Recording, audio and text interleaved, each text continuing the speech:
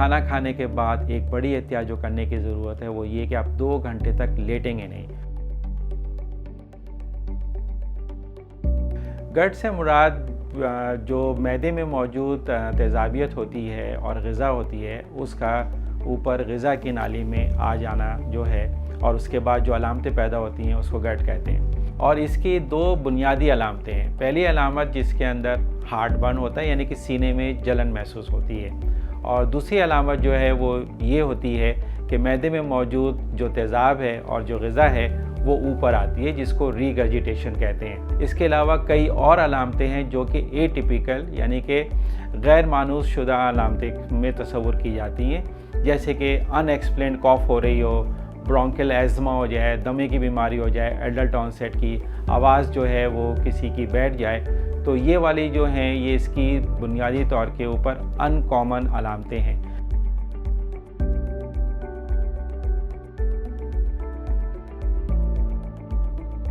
अच्छा, जट जो है ये एक बहुत कॉमन बीमारी है, और इसका ये अंदाज़ा करना कि ये इसकी क्या परसेंटेज है, कितने लोगों को ये होती है, ये बहुत मुश्किल है। तकरीबन हर फ़र्द जो है उसको रिफ्लक्स हो रही होती है। गट की अलामतें जो हैं वो हर एक के अंदर होती हैं, लेकिन ये किसी लोगों में जो है ये बहुत ज़्यादा होती हैं, यानी इतनी होती है कि रोज़ाना के मामूलात जो हैं वो इससे मुतासिर होना शुरू हो जाते हैं। नहीं तो गट तो हम सब लोगों को होती है। जिस तरह से हम लोगों की ग़िज़ा है जिसमें डीप फ्राइड चीज़ें शामिल हैं, निहारी और पाए, तो उसके अंदर इसका रिफ्लक्स का होना बहुत कॉमन है। तो एक अंदाजे के मुताबिक हर दूसरा फ़र्द जो है वो रिफ्लक्स का शिकार ज़रूर है, लेकिन इनमें से एक बहुत ही स्मॉल सबसेट ऐसा है लोगों का जिनके अंदर ये गट जो है वो पेचीदा होती है और वो नुकसान का बायस होती है।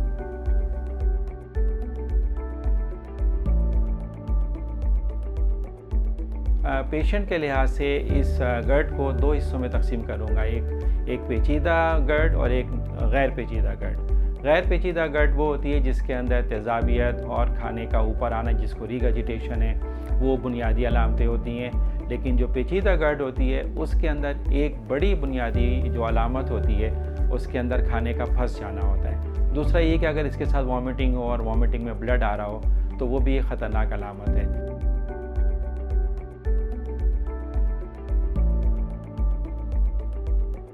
जिस जगह पे ग़िज़ा की नाली मैदे में खुलती है वहाँ पर एक वेल्व होता है, और ये वेल्व थोड़ा सा इनकम्प्लीट होता है, टोटली टाइट करके नहीं रखता, जैसे कि हार्ट के वेल्व हैं जो कि एक डायरेक्शन में चलते हैं। यहाँ वाले जो वेल्व हैं ये दोनों डायरेक्शन में चलते हैं। तो अगर ये वाला वेल्व जो है ये ज़्यादा लूज़ हो जाए तो रिफ्लक्स के चांसेस बढ़ जाते हैं। दूसरी सूरत हाल ये होती है कि जब हम ओवरवेट होते हैं तो हमारा जो ये वेल्व है ये थोड़ा और ज़्यादा खुल जाता है, और उसकी वजह से जो कुछ मैदे में मौजूद है वो ऊपर आना शुरू हो जाता है। कई अक़साम की ग़िज़ाएँ जो हैं वो भी मैदे को सुस्त रवि का शिकार करती हैं, जिसमें डीप फ्राइड चीज़ें हैं, जैसे ब्रोस्टेड चिकन है, निहारी है, मगज़ है, पाए हैं, हलीम है। तो इस तरह की चीज़ें अगर हम ज़्यादा मकदार में खाएँगे तो मैदा को ज़्यादा काम करना पड़ता है, तो वो सुस्त हो जाता है ताकि इन सब चीज़ों को डाइजेस्ट कर सके।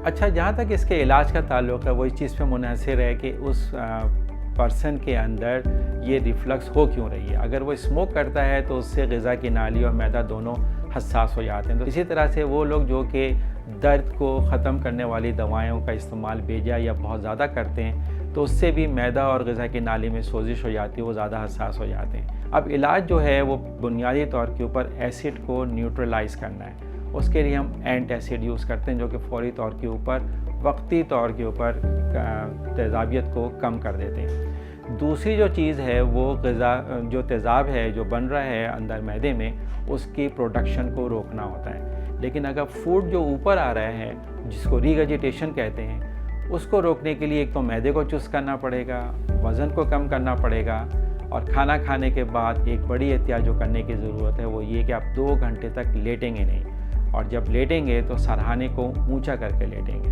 अगर इन सारी चीज़ों से, दवाओं से और इन सारे मेजर से फ़ायदा नहीं हो रहा हो तो आखिरी ऑप्शन के तौर के ऊपर जिस जगह ग़िज़ा की नाली मैदे में खुलती है उस जगह को टाइट किया जाता है। लेकिन ये सारा कुछ करने से पहले ये देखा जाता है कि अंदर कोई पेचीदगी तो नहीं है, तो एंडोस्कोपी करनी पड़ती है और कुछ और किस्म के टेस्ट करने पड़ते हैं ताकि देखा जाए कि पेशेंट जो है वो फ़िट है इस किस्म की सर्जरी के लिए और वाकई में उसको इस किस्म की सर्जरी से, एंटी रिफ्लक्स सर्जरी से फ़ायदा होगा या नहीं होगा।